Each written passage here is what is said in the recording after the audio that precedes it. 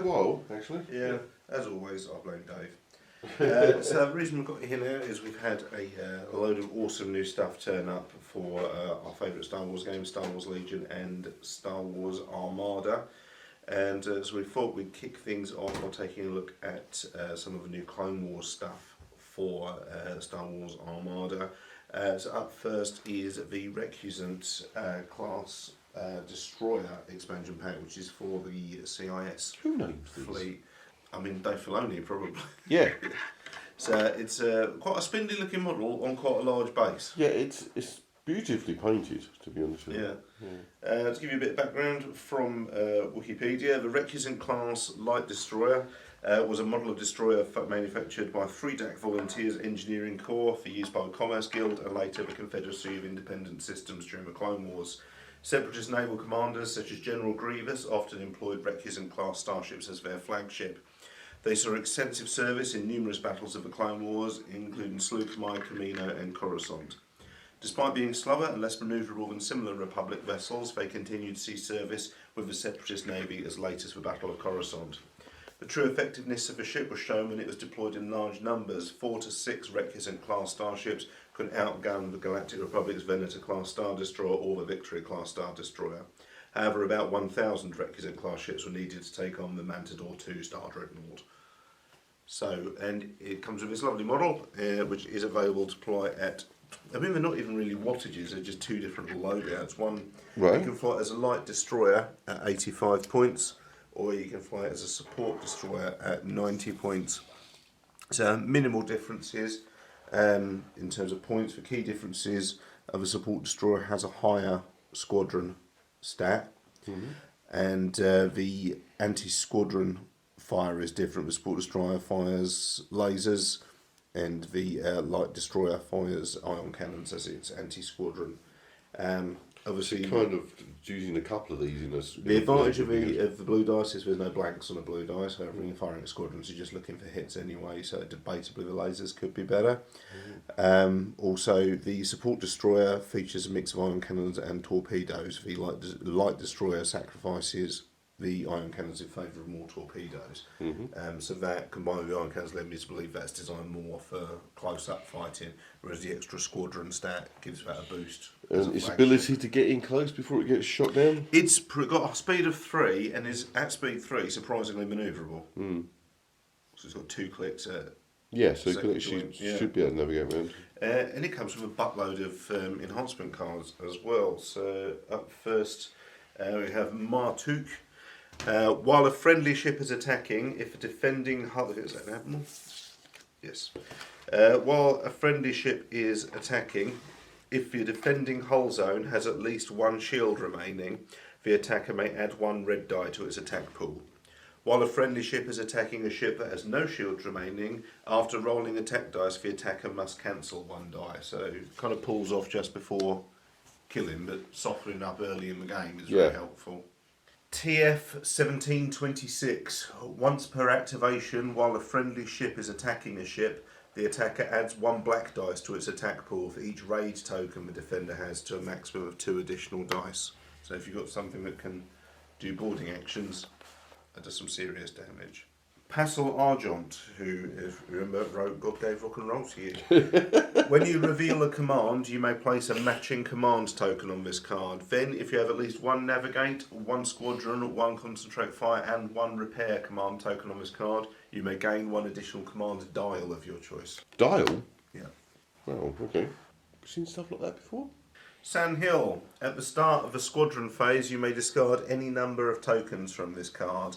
For each token you discard in this way, 1 additional squadron at close long range of you may be active during each of your fleet's turns to activate squadrons this phase. So you can bank squadron orders more beyond your normal capacity. And at Squadron 3, what we really need is for them to reprint the Clone Wars squadrons so we can have some more squadrons in our Clone Wars Armada games. Shumai. After deploying fleets, you may place 2 non-consecutive round tokens on this card.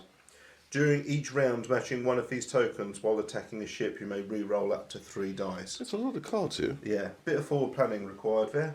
Nice bit of colour. Obviously all these guys you see at the Battle of Geonosis having a meeting with Count Dooku before the fight kicks off. Yes, okay, yeah, you do, don't you? We've got 2 copies of flak guns. Treat each die in your anti-squadron armament as black. While performing a retaliation attack, the black dice in your battery armament can be used at medium range, and the blue dice in your battery armament can be used at long range. And 3 points. Hello. And you got 2 of them? Yep, non-faction specific. Oh, yeah, so that's just a boost for the... Black anti-squadron. Yes, that's good. Some blacks have got 2 hits on one side. Yeah, you could potentially take out a more classier ship. Amazing. B2 rocket troopers. While performing a non-retaliation attack against a ship at close medium range, you may exhaust this card. If you do, the defender gains 1 raid token of your choice. While attacking a squadron, you may exhaust this card. If you do, add 1 die of a colour already in your attack pool to your attack doll. Auto refreshes at the end of the turn. Oh, well, they seem quite good. So it's actually sending the B2s out. Yeah, and you got duplicate of that card as well. Yeah, there's 2 copies of that. There's also 2 copies of DBY 827 Heavy Turbo Laser. While you perform a retaliation attack, you may change 1 die to a face with a critical hit icon. Some nice buffs here. And it comes with a choice of 3 different title cards for the Recusant, which is Gilded Aegis.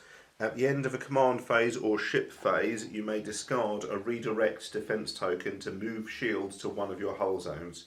If you do, the number of shields in that zone cannot exceed a maximum value of 6.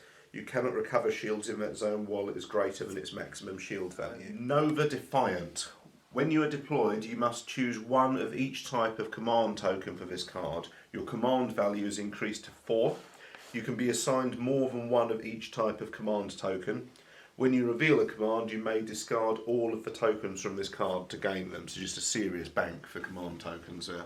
So just put it out there. You could start the game with a concentrate fire on there, bank a concentrate fire on turn 1, and on turn 3 pull out a concentrate fire, spend the token or spend the dial and 2 tokens for 3 concentrate fires in 1 turn. Wow. As an example. If you actually got it in the right position. If you're worried about taking serious damage, bank up on repairs. It's an extra bank for command tokens essentially. Patriot Fist, who I'm almost certain is in Crisis Protocol.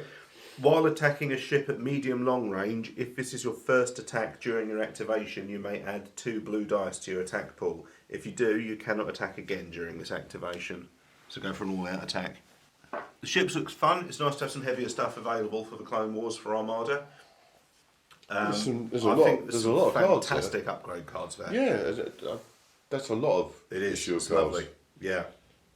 Really so though we've had a gap, they seem to have kind of complemented it. So they brought out these were kind of like the Wave 1 stuff. They brought out 2 fleet sets, 1 Sea Ice and 1 Republic.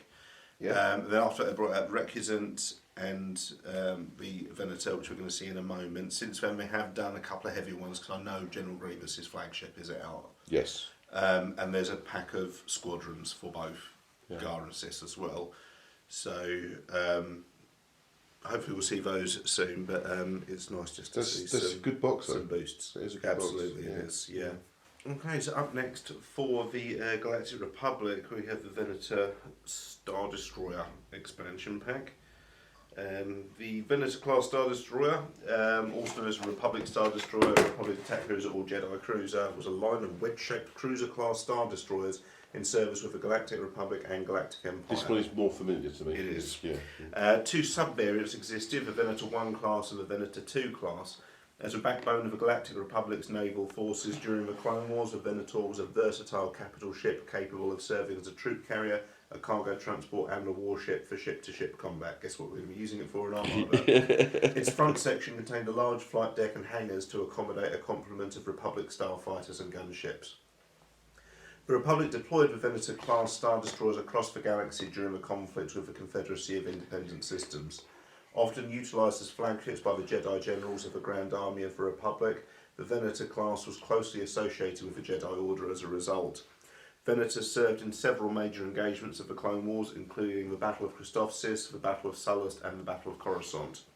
Following Order 66 and the rise of the Galactic Empire, Venator-class Star Destroyers remained in service to the Imperial Navy during the early days of the Imperial era.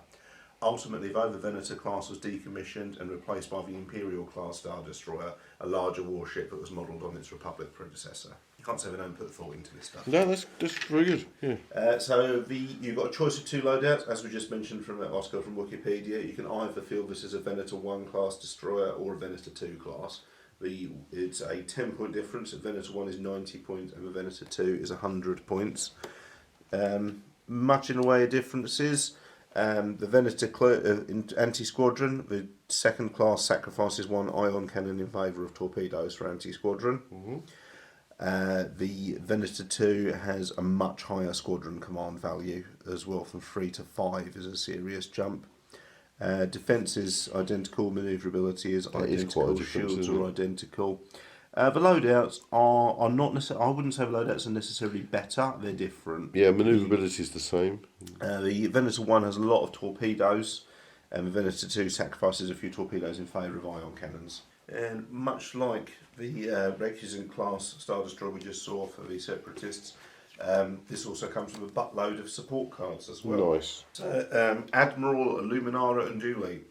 While a friendly ship or unique squadron is defending after the spend defence token step, if it spent fewer than 2 defence tokens, it may either ready one of its defence tokens it did not spend, or choose another friendly ship at distance 1 to 5 and ready one of that ship's defence tokens. You can also field Plo Koon as an Admiral. While a friendly squadron is attacking a ship that is at distance 1 to 3 of a friendly ship, the attacker may add 1 blue dice set to an accuracy icon to its attack pool. That die cannot be rolled or changed. Friendly squadrons without adept gain grit while they're at distance 1 of a friendly squadron with adept. Ahsoka Tano. Spend a squadron order or token. Each of up to 3 non-unique squadrons that you activate gains snipe 1 for each die on their anti-squadron armament to a maximum of snipe 3 until the end of its activation. Barriss Offee. While defending, after the attacker declares the defending hull zone, you may spend 1 redirect token. If you do, at the start of a resolve damage step, choose a different hull zone to be defending hull zone for this attack. Clone Commander Wolf. Spend a squadron order. You may exhaust this card. If you do, each of up to 3 squadrons that you activate without adept gain assault until the end of its activation. Each squadron you activate with the printed assault keyword can spend a die with a hit or accuracy icon to resolve the assault effect. You can spend tokens from this card to ready it. He looks like someone else. Boba Fett. Yeah, weird that, isn't it? 2 copies of thermal shields, medium or large ships only. While defending, after the attacker gathers dice, you may spend 1 brace token. If you do, choose and remove half of the dice in the attack pool, rounded down. Well, that could be critical. Yeah. That's free for all. Yep. Use cards. Hot Landing. At the start of the squadron phase, friendly squadrons with adept gain grit until the end of a phase. We've got the flak guns, which we saw in the Recusant class as well. Yep. Nice to get a few extra ones of those. Sparty. Modification, Star Destroyer only. Grand Republic, Star Destroyer.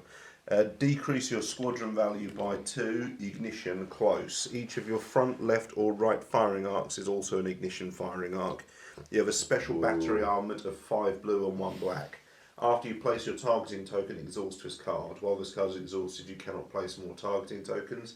You have to spend a concentrate fire order or token to refresh it. So it does take a while to recharge.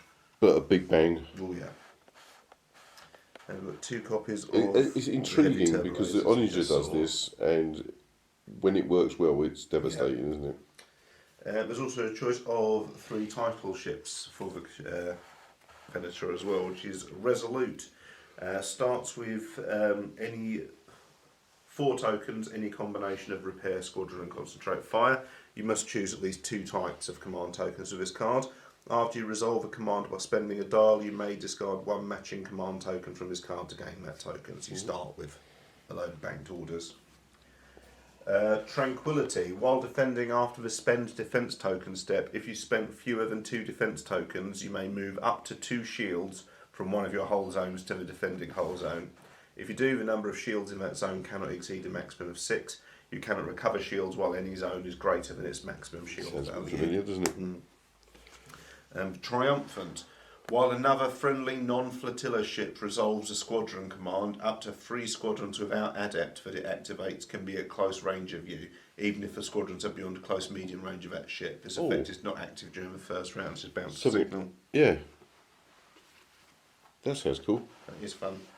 That can mop up a few, couldn't it? Yeah. I'm not sure which one I prefer. Is that they've both got Fun. interesting things. Yeah. Yeah. It's nice to see Armada is still going, and intrigued to see what happens next. So up next we've got the Pelter class frigate for the Galactic Republic for Star Wars Armada.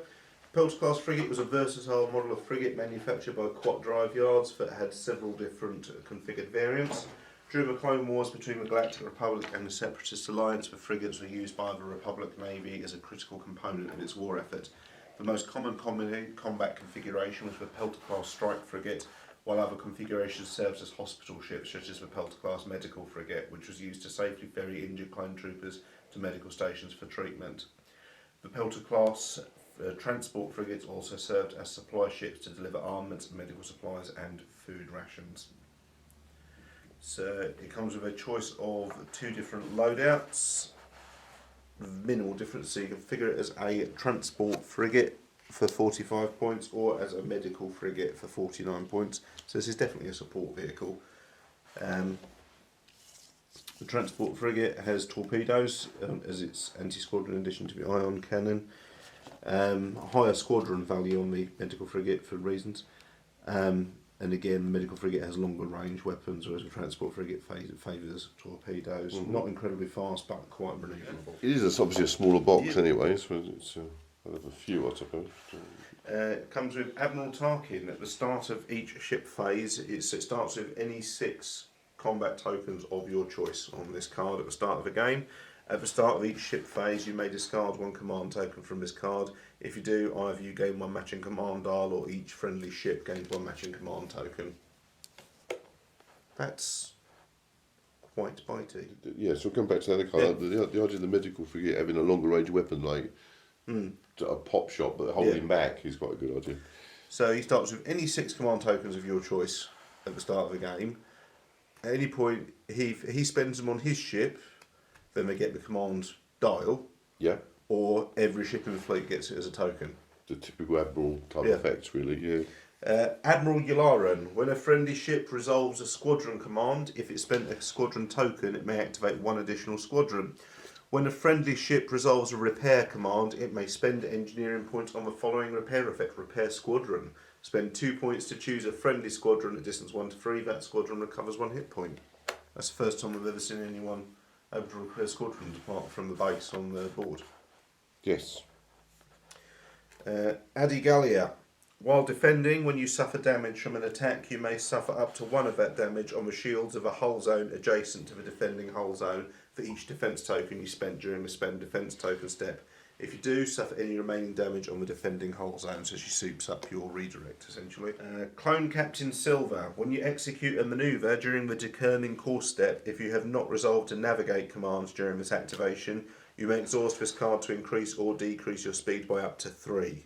If you do, you cannot resolve a navigate command during this activation. You can spend tokens from this card to ready it. I'm surprised already how much is 3 is literally going to play it, isn't it? That's getting out of Dodge, that isn't it? Unique Mercy Mission. Before deploying fleets, unequip this card and choose 1 friendly small ship that is not your flagship. Equip this card to the chosen ship even if it does not have a mission icon in its upgrade bar. At the end of the game, if you are within the enemy deployment zone, increase your score by 40 points. If you were destroyed, increase your fleet value by 20 points. 40 points? Yeah. There's more cards in here than I expected. It's a side mission, just for 1 ship in your fleet, on top of the mission you're playing. Yeah. Amazing. I didn't expect so many cards, to be honest with you. No. So there's a choice of 2 titles for the Pelter as well. FB88. Before you reveal a command, you may discard your top command dial. Or TB73. After you deploy, gain 1 additional evade icon. That's good little set, actually. Yeah. Yeah. Be fun to try that one out. I'm pleased Tarkin turned up. Yeah, obviously it's not going to be rock and rolling with the big boys, but it's a useful little ship. Yeah, absolutely. Yeah. And the ability to win the game if you did the side mission. It's great. It's fantastic. Like nice with 5 already being a narrative and story driven show and gaming group. That's fantastic. I love Well, that. Armada is about scoring the points and getting the... Yeah, if you don't play Armada to win the scenarios, you are not going to win. It's not really about exploding the ship. No. And I think that's what people need to get over with, because they play X-Wing and it's about driving around and around in a circle until someone explodes. When they play Armada, if you don't play the mission, you will not win. Yes. And people, they go, well, no one exploded. It's like, yeah, but that wasn't the game we were playing. The Mercenary is great. But also, you've got to bear in mind about Tarkin, although he comes with his pack, you can put him in any ship. Yes, yeah. So stick him in there. He's not locked to that little ship. No, stick him in the Venator. Yeah. Because he's still a good guy at this point. Yes, at this point he is, isn't he? Yes, yeah. Cool. Okay, and up now is the Imperial Stormtroopers upgrade expansion for Star Wars Legions. But an old one that's finally come back into print, as you can tell by the fact the figures aren't on sprues. So the idea behind this is, if you want to, you can build these figures to be the most basic Stormtrooper squad, a captain and 4 guys with E11 blaster rifles. But why on earth would you want to do that when you've got the options to build them as special weapons and then distribute those special weapons Stormtroopers among the rest of the squadron you've already built? Right? Oh yeah, definitely. So there are 4 models included. So the first option you can build is a Stormtrooper captain who fills up the grunt squad in a Stormtrooper unit. Stormtroopers only, 15 points. Add 1 Stormtrooper captain mini. You gain the training upgrade icon, which obviously Stormtroopers can't normally have. When you activate, you cannot remove suppression tokens or be suppressed during this activation. This unit becomes the unit leader. Or you can have a Stormtrooper specialist, 15 points. You gain I think there's equipment upgrade icon. Add 1 Stormtrooper specialist mini. Tap free action, gain 1 aim or surge token. Take an aim as a free action. Yeah, it's not like wonderful super overpowering, but yeah. No. Or there's a choice of 2 new heavy weapons that you can field in place of the Stormtrooper Z6 or the Stormtrooper rocket launcher, which is the T21 Stormtrooper. Add 1 T21 Stormtrooper mini. Range 1 to 3, 4 white, critical 2. Bang. Sounds better than the Z6 already.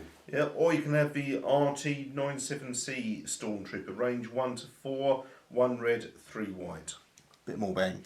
And it comes with copies of our Old Faithfuls, Offensive Push, Smoke Grenades, and Electro Binoculars.